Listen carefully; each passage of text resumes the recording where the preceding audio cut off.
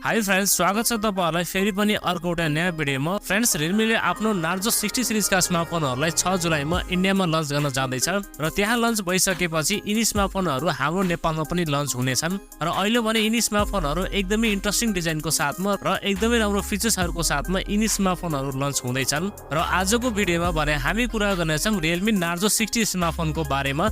यो स्मार्टफोनका स्पेसिफिकेसन तथा यो स्मार्टफोनमा तपाईहरुलाई के कस्ता फिचरहरु पाउनुहुनेछ, साथै हाम्रो नेपालमा कहिलेसम्म लन्च हुनेछ र के कति प्राइस पॉइन्टमा आउनेछ, सम्पूर्ण विषयमा आज तपाईहरुलाई यसै भिडियोमा जानकारी दिनेछु।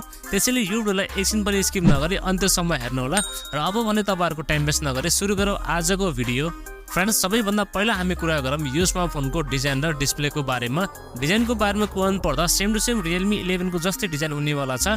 यसको पछाडिपट्टि टपमा सर्कुलर शेपमा तपाईहरुलाई डुअल क्यामेराको सेटअप साथमा एउटा LED फ्ल्याश र तलपट्टि भने Realme को ब्रान्डिङ पाउनुहुनेछ र अगाडिपट्टि टप लेफ्ट साइडमा 55 कलरको साथमा डिस्प्ले पाउनुहुनेछ। र फोनको बिल्डको बारेमा कुराउनु पर्दा ओभरअल यो स्मार्टफोन भने प्लास्टिक बिल्डमा लन्च हुनेछ र अगाडिपट्टि भने तपाईहरुलाई ग्लास प्रोटेक्सन पाउनुहुनेछ। ओभरअलमा यो स्मार्टफोनको बिल्ड क्वालिटी र इन एन्ड फिल भने एकदमै जबरजस्त हुनेवाला छ। तपाईहरुलाई यो स्मार्टफोनको डिजाइन अवश्य पनि मन पर्नेछ।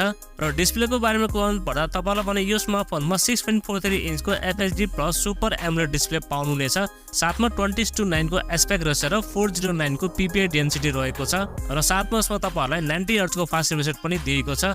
ओभरअलमा डिस्प्लेको बारेमा भन्नु पर्दा डिस्प्ले भने यो स्मार्टफोनको एकदमै बवाल हुनेवाला छ। तपाईहरुलाई यो डिस्प्लेमा कन्टेन्ट वाचिङको लागि र गेमिङको लागि भने कुनै पनि शिकायत आउने छैन। र परफर्मेन्सको बारेमा कुराउनु पर्दा यो स्मार्टफोन भने Dimensity 6020 चिपसेटको साथमा लन्च हुँदैछ।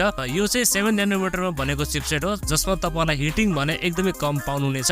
साथमा LPDDR4S को RAM टाइप र UFS 2.2 को स्टोरेज टाइप पाउनुहुनेछ। रिड एन्ड राइट स्पिड पनि तपाईहरुले यो स्मार्टफोनमा एकदमै राम्रो पाउनुहुनेछ। अनि गेमिङ ग्राफिक्स चाहिँ यसमा तपाईहरुलाई Mali G57 को MC2 octa-core GPU दिएको छ। फ्रेन्ड्स, यो चिपसेटको बारेमा कुराउनु पर्दा यो चिपसेट भने भर्खरै लन्च भएको चिपसेट हो। यसमा भने तपाईहरुलाई परफर्मेन्स र गेमिङको लागि भने कुनै पनि शिकायत आउनेवाला छैन। यसमा चाहिँ तपाईहरुले 60 FPS सम्म चाहिँ मजाले गेमिङ खेल्न सक्नुहुनेछ। सफ्टवेयरको बारेमा कुराउनु पर्दा तपाईहरुलाई भने यो स्मार्टफोनमा लेटेस्ट Android 13 पाउनुहुनेछ आउट अफ द बक्स।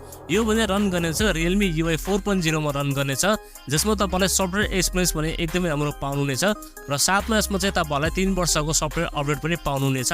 अब क्यामेराको बारेमा कुराउनु पर्दा यसमा भने तपाईहरुलाई 64 मेगापिक्सल को प्राइमेरी सेन्सर, अर्को भने 2 मेगापिक्सल को डेप्थ सेन्सर पाउनुहुनेछ र सेल्फी क्यामेरामा यसमा तपाईहरुलाई 8 मेगापिक्सल को सेल्फी क्यामेरा सेन्सर दिएको छ।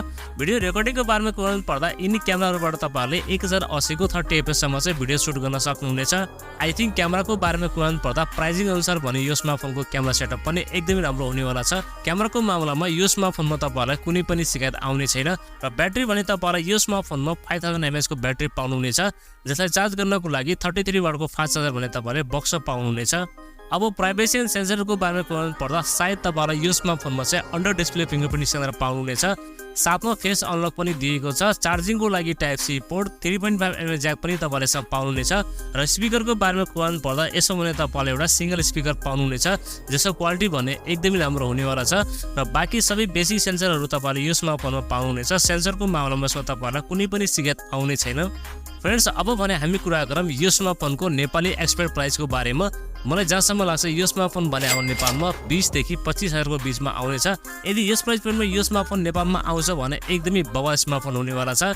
अब लन्च डेटको बारेमा कुराउनु पर्दा पहिला भने यो स्मार्टफोन इन्डियामा लन्च हुनेछ र त्यहाँ लन्च भइसकेपछि त्यसको केही दिनपछि यो स्मार्टफोन हाम्रो नेपालमा पनि आउनेछ। लौतो साथीहरु, यदि त्यो स्मार्टफोनको बारेमा तपाईलाई भने यो स्मार्टफोनको स्पेसिफिकेसन कस्तो लाग्यो र आफ्नो केही सल्लाह सुझाव भएमा प्लिज एउटा कमेन्ट गर्नु होला। भिडियो मन परेमा लाइक पनि गरिदिनु होला। यदि नयाँ साथीभाइहरुले हाम्रो च्यानल पहिलो हेर्दै हुन्छ भने प्लिज हाम्रो च्यानल सब्स्क्राइब गरेर राख्नु होला। अर्को भिडियोमा भेट हुने बाचा गर्दै आज बिदा लिन्छु। हवस्, धन्यवाद। जय नेपाल।